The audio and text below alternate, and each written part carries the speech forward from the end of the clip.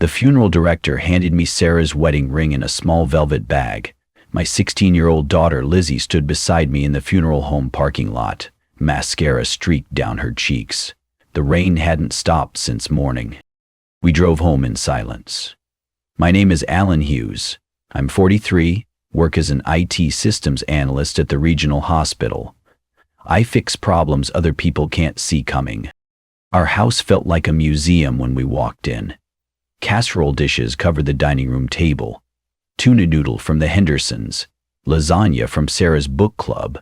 A fruit tray from someone I didn't recognize. The flowers by the front door were already wilting. Lizzie went straight upstairs. I stood in the kitchen, still wearing my black suit. My phone buzzed on the counter. "Sorry, Alan. We can't be there. Your sister's birthday is today. She'd be devastated if we left." The text was from my mother, sent 3 hours ago, right when the service started. I deleted it without responding. Sarah's obituary clipping sat next to my phone. The newspaper had spelled her maiden name wrong. Even in death, the details got screwed up by people who didn't pay attention. My parents had chosen my sister's 28th birthday over my wife's funeral. The same sister who forgot my birthday every year.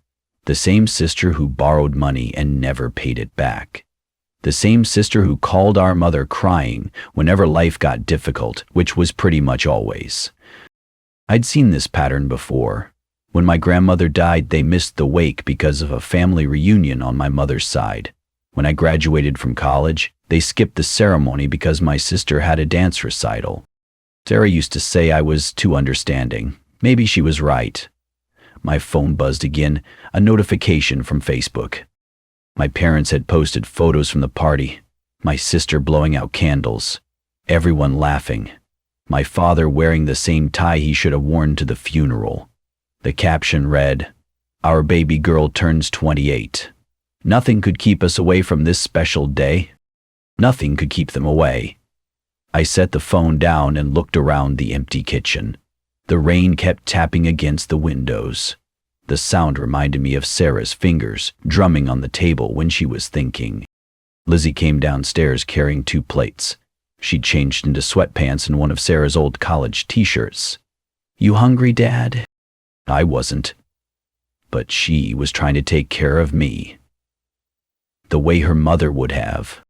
We ate Mrs. Henderson's casserole without talking. Outside, the March wind rattled the storm door.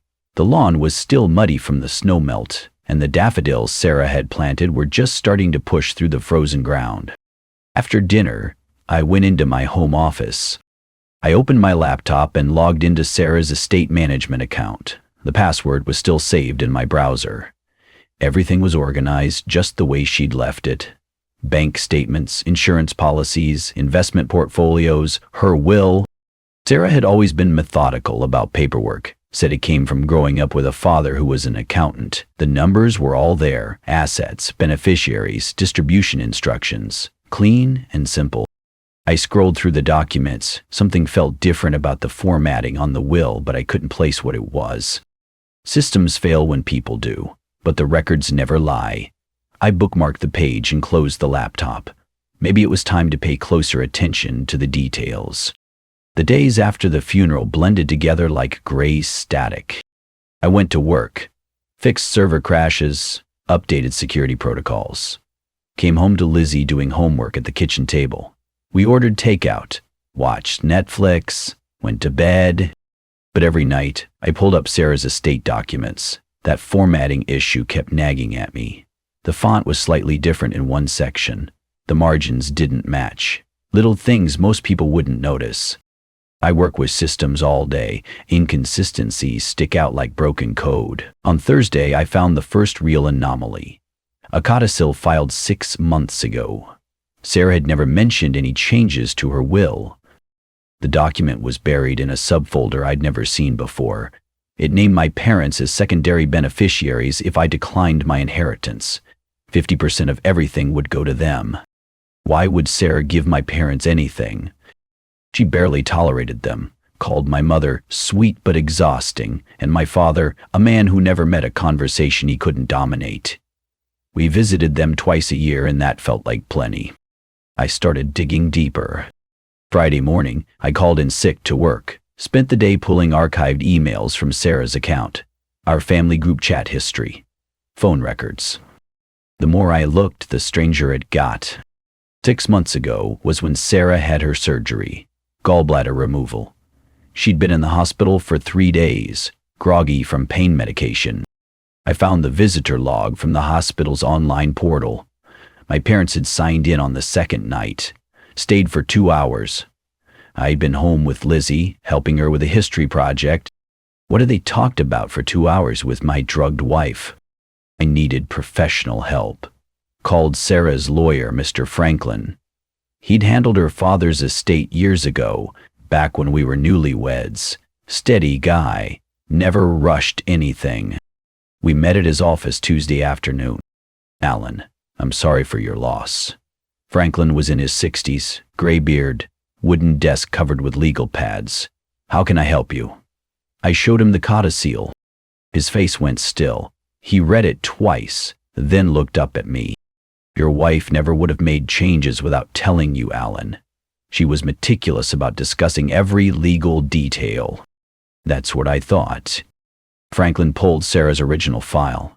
She came in 18 months ago to update everything after your promotion. Wanted to make sure Lizzie was protected. She specifically said she didn't want your parents involved in any financial decisions. The pieces started clicking together. I need to understand something, I said. If I decline my inheritance, what happens? Franklin flipped through the pages. According to this codicil, your parents would inherit everything. The house, the life insurance, her retirement accounts, everything except what's specifically designated for Lizzie's college fund. $700,000. That's what Sarah's life was worth to my parents.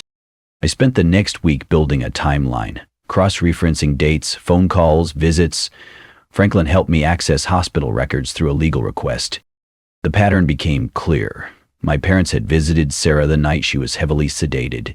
The codicil was notarized the next morning by someone I'd never heard of. But here's what really got me. This wasn't the first time. I started researching other family deaths. My great-aunt Ruby, who died 5 years ago. My uncle Pete, gone 3 years back. Even my cousin Danny, killed in a car accident. In every case, money that should have gone to other relatives somehow ended up with my parents or flowed directly to my sister. Always through last-minute will changes. Always when the deceased was vulnerable or incapacitated. My mother had a gift for showing up during medical emergencies. The pattern went back decades. I kept detailed notes. Times, dates, witnesses, no emotions, just facts. The way I documented software bugs at work. What kind of people prey on the sick and dying? 2 weeks after the funeral, Lizzie was cleaning out Sarah's books. She wanted to donate most of them, but keep a few favorites. She found something in an old copy of Rebecca that Sarah kept on her nightstand. Dad, there's a letter in here. It's addressed to you. My hands were shaking when I opened it. Ellen, if something happens to me, trust Franklin completely. Check everything, especially if my parents get involved. I've seen what they did to Dad's family. Don't let them do it to ours. Protect Lizzie from the pattern. The answers are in the details. Love always, Sarah. Sarah had known. She'd figured it out before I did. My wife had been trying to protect us from beyond the grave. I called Franklin that evening, told him about the letter, about the pattern I'd discovered, about everything. Alan, we need to move carefully, but we need to move fast. Probate cases have time limits. What do you need from me? Everything you've documented. And absolute discretion. We can't let them know we're building a case until we're ready. I told Lizzie only what she needed to know, that there were complications with the estate, that we had to be careful about what we discussed with anyone, especially my parents. She nodded. 16 years old, but she understood the weight of secrets. That night, I sat in my office organizing evidence files, hospital records, visitor logs, financial documents, family histories. The rain was falling again, the same steady rhythm from the day of the funeral. My parents had been gambling with other people's lives for years, taking advantage of grief, medication, confusion. They'd made one critical mistake, though. They'd targeted the wrong family this time. Franklin filed the petition on a Wednesday morning. The legal language was precise. Motion for stay of all estate distributions, pending investigation of potential fraud and undue influence. Clean, formal, devastating. My parents had no idea it was coming. I took another sick day to help gather evidence, started with the hospital security footage Franklin had subpoenaed. The recordings were grainy but clear enough. March 15th, 8:47 p.m. My parents, walking down the corridor toward Sarah's room. They signed the visitor log, stayed until 10:52 p.m. 2 hours and 5 minutes alone with my sedated wife. I cross-referenced the hospital records. Sarah had received morphine at 7:30 p.m. for post-surgical pain. The medication notes showed she was drowsy and disoriented when the nursing staff checked on her at 9 p.m. Perfect timing for a coerced signature. Franklin was building the legal case methodically. Motion to invalidate the codicil based on diminished capacity. Motion to investigate the circumstances of the document's creation. Motion to review all other estate changes made within 6 months of death. The net was tightening. By Friday, we had compiled everything.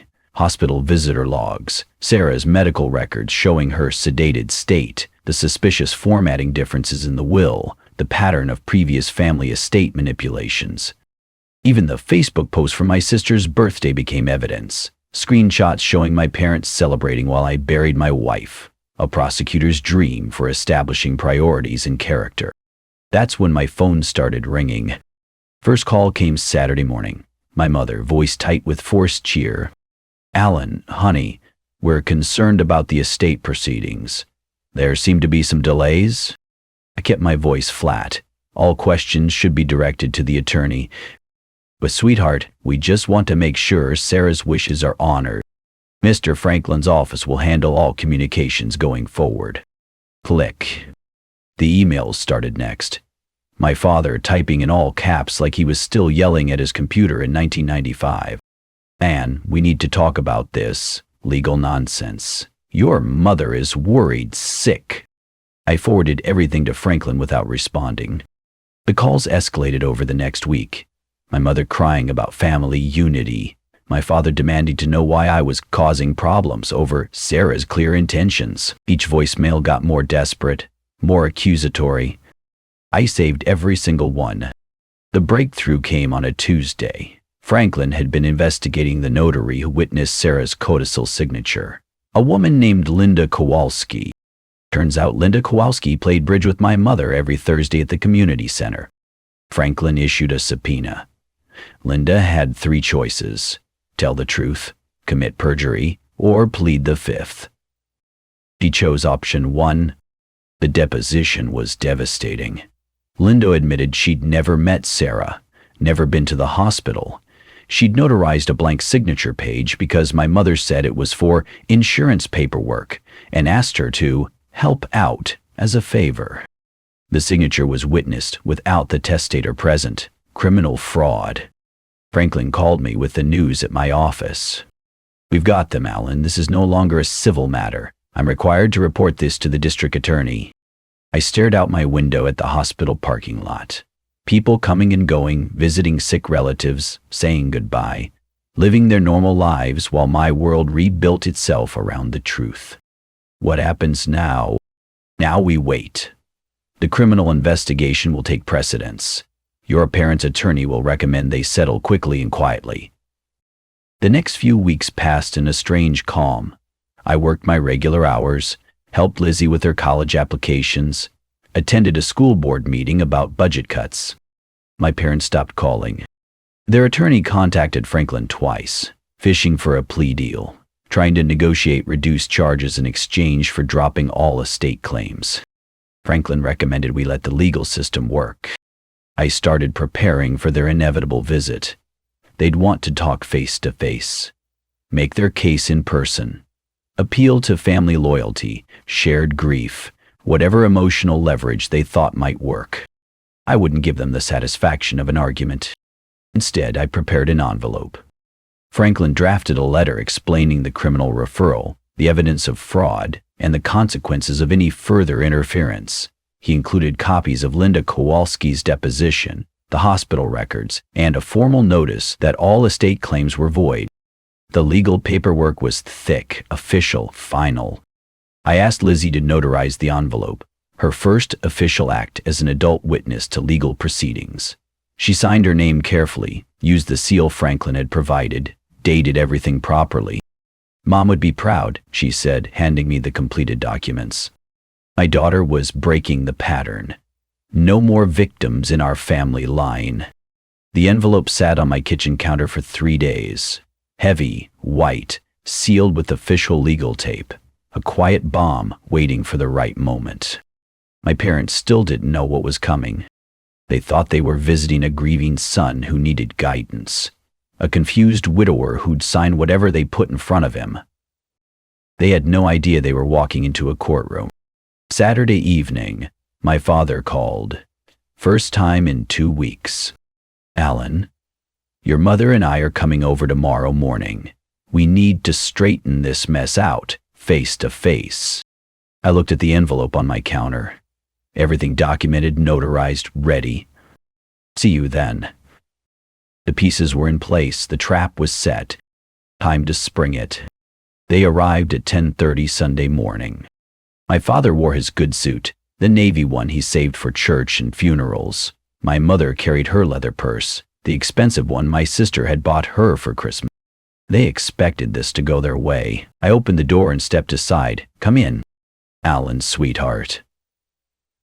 My mother hugged me like nothing had happened, like they hadn't missed Sarah's funeral for cake and party hats. My father shook my hand. Firm grip, direct eye contact, the same handshake he'd been using to close deals for 40 years. "We brought some things to discuss," he said. I led them to the kitchen. The envelope sat on the counter where I'd left it. "Coffee?"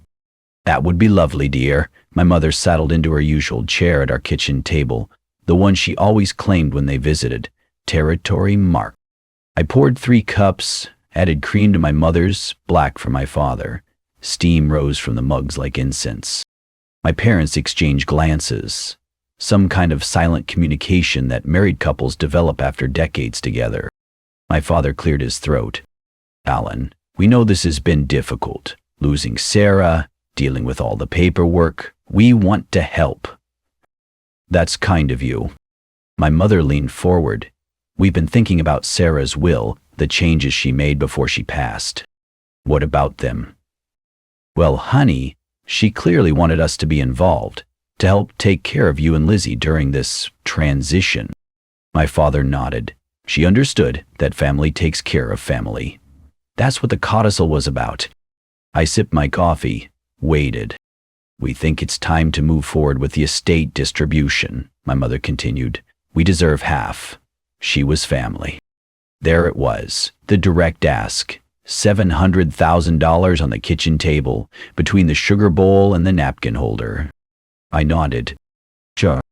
Their faces relaxed. My mother smiled, that satisfied expression she wore when she got her way.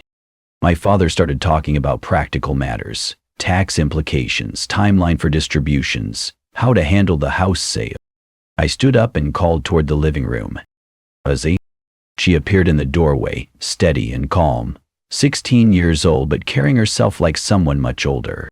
She walked to the counter, picked up the envelope, and handed it to my mother. "Here's everything you need," Lizzie said. My mother's fingers were steady as she tore open the seal. My father leaned over to read along. The letter from Franklin was on top. Official letterhead, formal language, devastating in its precision. I watched my mother's face as she read the first line aloud. "Any further attempt to contest the estate will result in criminal referral for fraud and perjury." The kitchen went silent. My father's coffee cup rattled against the saucer as he set it down. My mother's hand started shaking. She kept reading, her voice getting quieter with each sentence. Hospital records. Linda Kowalski's deposition. The pattern of previous estate manipulations. My father's face went gray. This is a misunderstanding," my mother whispered. I didn't respond. She flipped through the pages. Medical records showing Sarah's sedated state. Visitor logs proving they'd been alone with her. The forensic analysis of the document formatting. "Alan, you have to believe us. We were just trying to help." I took another sip of coffee. The silence stretched between us like a chasm. No explanations, no accusations, just the weight of documented truth sitting on my kitchen table. My father stood up first. "We should go." My mother fumbled with the papers, trying to stuff them back into the envelope. Her hands wouldn't stop shaking. "This isn't over," my father said, but his voice had no conviction. I walked them to the door. They left without another word. 2 weeks later, the court ruling was published in the legal notices section of the local paper. Estate of Sarah Hughes, codicil invalidated due to fraud, full inheritance awarded to surviving spouse and daughter. Franklin called me that afternoon. "It's done, Alan. They withdrew all claims this morning. Their attorney advised them to accept the court's decision and avoid criminal prosecution." What about the other cases? That's the interesting part. The district attorney's office is reviewing 3 other estate disputes involving your parents. Seems other families have come forward with similar stories. I wasn't surprised. Patterns have a way of revealing themselves once someone starts looking. Linda Kowalski lost her notary license. The State Board of Elections removed her from all official duties. My parents' bridge club found a new 4th player. The extended family started distancing themselves. Cousins who used to send Christmas cards stopped calling. My Aunt Ruth, who'd been suspicious about Uncle Pete's will, hired her own attorney. The ripple effect was quiet, but thorough. I never raised my voice during any of it, never explained myself to anyone who asked. When relatives called fishing for details, I referred them to Franklin's office. Some people think silence means weakness. They're wrong. Silence can be the most devastating response of all. My parents learned that the hard way. The system they'd gamed for decades finally turned against them, not through emotion or confrontation, but through documentation and evidence. Facts don't lie, even when people do. They'd made their choice at my sister's birthday party while I buried my wife.